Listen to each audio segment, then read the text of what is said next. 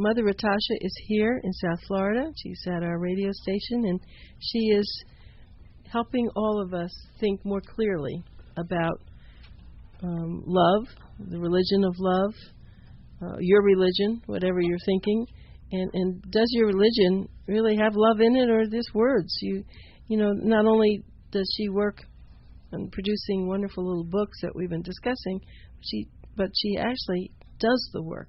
She's out in places that are remote, in India, Bangladesh, other places, Mexico, caring for people and trying to make everybody have a better life in some small way. So if you would like to donate, she would be always, of course, very happy to receive that.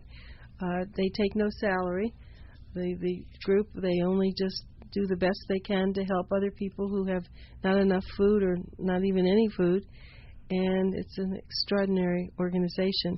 If you go on the website, it's thereligionoflove.net, and you can donate there, or you can at least get the books and read them, and I think it'll make a difference, and maybe just help promote her. If you know other television or radio shows that you think would like to have her speak with them, please do that. So, Mother Rytasha, thank you again for being with us. And the book you have in your hand, one of your special books called Answers. Talk about that. Well, there was a group of people that came to question me. They said, we are hearing so often all over the East this religion of love, and we want to know more about it. And they were a very sincere and very scholarly group. And one of the first questions they wanted to know was, what is the one true name of God? Because our practice is to chant the holy name of God. And so she answered him by asking him, if your mother calls you son, and your wife calls you husband, and your child calls you father, I now ask of you to tell to us, which then is the one true name? And he answered, all. And yes, she said, all. That's perfect. I will remember that. That is perfect. It's the same thing, but it's all called by different names. Well, as you are. Amazing. I call you Anita. Your husband may call you sweetheart or darling. Your children call you mother. But it's all you. Yes. And that's the message so of Hati and the Penguin teaches that message. That's a children's book also teaches that. So simple, isn't it? Isn't it amazing? Because everything you've been saying is not, Not only is it simple, it's all doable. One can become truly successful in life at any age, at any stage. And that is really what life is about, to find that ecstatic happiness and to go home again to God and to take as many friends with you, and everybody's our friend. So in talking about what's happening in society today, you're feeling that all the turmoil all throughout the world is the way it's supposed to be now, because the turmoil or the terrorism that we see, the bad things, are the last desperate gasp of a dying way of living, and that's why it looks so bad. But there is a desire that is coming up for the beautiful, the true, the uncorrupt. People are hungry for that, and out of that hunger will come the reality of the spiritual revolution. And it's predicted, it's prophesied that this time will be the most degraded time. It's likened to a dark jungle, and it says in the middle of this dark jungle there will be a golden river of spirituality, a golden river of love. So side by side we will see a very degraded time, and we also will see a great spiritual time. And everything spiritual is a matter of choice. We have free will. All right. So there are people, of course, in all the various religions, and they go to a bricks and mortar thing to be able to hear someone speak to them, a minister or a rabbi or someone. Where are they going to hear you when you're not here? I mean, so there are no places for them. They have to do this. How do they do this? Well, I often speak in what I call the Cathedral of the Trees. I'll often speak in the East under a tree, which is my favorite place. I love that. But we do have a center in India, in Benares. We have a center in Bangladesh. we do give talks, even in South Florida. On the 22nd, I'm giving a talk at Rabbi Devara's home. But it's not to hear me. It's really, the message is all in the books, in the videos. And ultimately, it's between them and God. You will hear yourself. That's a good explanation. So people now can get on the website, they can get the books, they can see what you're doing, and they can communicate with us. They can, can't they? They will do that through by email? Yeah, there's an email address, and we're very good with that. All right. So in trying to put all this together in some way, you have now, I think you said you had 8 books? No, we have, I believe, 17. 17 books. How did I lose that? 17 books. I guess I was looking. I didn't bring them all because I found that most of them are sold out. 9, 10, 11, 12, 13. Okay, so there must be. And then the children's books. Oh, right. Okay. And the new books. Oh, my heavens. So you have all those books, and right. and you must make thousands of each one to be able to give them away. Hundreds of thousands. Hundreds of thousands, and so the money that people contribute to you has to go to paying for the printing. And if they contribute $500 or more, their name goes in it as a generous. You can see at the bottom there it says by the generosity. Yes, by the generosity. So they also become part of this beautiful mission of love that God is sending into the world. So it's like sponsoring something. It is exactly like that. They can sponsor a school, they can sponsor book printing, they can sponsor the children's program. There's many things they can contribute.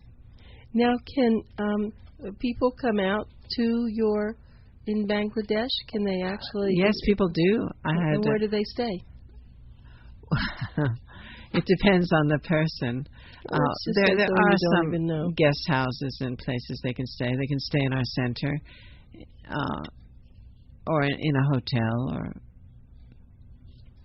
So you probably don't have a lot of people doing that at this point. No, it's a bit rugged for people. It's a bit rugged, but if someone here in the United States wants to start something to help you, what would you suggest that they do? Just contact you through the internet? They will find on our website ways they can, all the different programs if they want to sponsor something, or contact us. Yes, if they want to help, that would be great. Email us. And in your, especially, I don't know why I think this, but when you're in a place like Bangladesh and I see faces, they seem pretty old. Do they live longer in Bangladesh? Their average life expectancy, the last survey that I know of, was 47. So what I'm seeing are just people who are just look old too. People they age very, very quickly because poor nutrition, poor sanitation, no health care. It's very, very difficult. Even cataracts, we sometimes have children coming in with them that we do surgery on. Yes. So they're really aging quickly. Yes. Is what you're saying. Yeah. And so it would probably be beneficial if we could even find a vitamin company that would offer vitamins. And if they would offer them for a lifetime, you can't take vitamins for a week or so. You have to. That's a lifetime thing. Have you had any occasion to talk with the founder of Google? And no, I love Google. Because I thought that he and his wife and foundation support the children's organizations all over. Oh, I didn't know. Mm-hmm. But yes, that would be nice. Do you know them? No. No, I don't know. Does anybody out there? No, but I think Mr. Google, are you here? Right. But I think we'll talk about that. Maybe that's a way for you to be known to them if they don't already know you. And well, I certainly know them. I use Google all the time. I love Google. In fact, if you don't remember our website, you can just Google the Religion of Love, and we're the first one that comes up. No, it's true. No. And this could be, he's one of the richest men in the world, and so we can see maybe how you get in touch with him, because wouldn't that be nice to have someone like that support something? I don't know how he does that, but he certainly... I'd be interested. Yeah, so we'll have to think about that. Okay, I don't want to run out of time, so I want to just go back and talk about. I have a whole list of books here that you wrote. The Religion of Love, of course, A Spiritual Revolution, The Path Made Straight, One God, One Religion, Falling in Love, Rising in Love, The Book of Wisdom, Love, Peace, Desire, Answers, Sin, Soul Food, Rebel, and then, of course, we have the children's books. Right. Did I miss any? Well, there's the prophecies. Oh, yes, the prophecy, exactly. And the new book, The Promise of God. Yes, and so it takes about a year. You get that out, and then and so for you, so I want to just this one. I want to just talk about this. It's called Love. Let's go back to that. You know, I'm always thinking about sex somehow. To be spiritual, must I give up sex? Which religion is the one true religion? I don't want to talk about that. To be spiritual, must I give up sex? So we know that the Catholic, priests and all, that's what they've done, and the nuns. And you said before, if I'm not mistaken, it's not illicit sex, but you can be married and still. Yes. There's no stigma attached to making love. If you're married, very often people are exploited. That we would be against. And the love is not really love in the name of love. So they'll find that, I'll love you as long as you please me. When you no longer please me, I divorce you. I'll be your friend as long as you do what I'd like you to do. And when you don't do that, then the friendship is over. The friend becomes the enemy. And people are brokenhearted because we all want love. And the ultimate love, of course, is the spiritual. Right. And so I have always felt that was hard for people who were Catholic. I didn't quite understand that, but, that's not a religion that I know much about other than that. And of course, we've seen some very bad things happening because of that. It's a very natural and healthy, and it has its place. It should be in the proper place, in the proper context. I was telling you in the car that sometimes a young man will come to me and sort of confess, I'm feeling great desire, I'm feeling lust. And this for me is a problem, they say. And I say, no. I said, this is not a problem. Come when you don't feel anything, then you have a problem because you're a young, healthy young man, and this is natural. But the point is then what do you do with those thoughts or those feelings, and how to use things wisely so it's beneficial for completing your goal in life. Wise words. And I know when you first started, you, of course, only had a few people working with you, but you said now that you have quite a few. It's a very big organization. I'm sure you feel a lot of responsibility for them. I do. I love them and I care. And it's said a spiritual master, if a disciple goes to hell, spiritual master must go down to hell to get them out. It is a responsibility, and it's a great honor and pleasure. I'm sure it is. It is.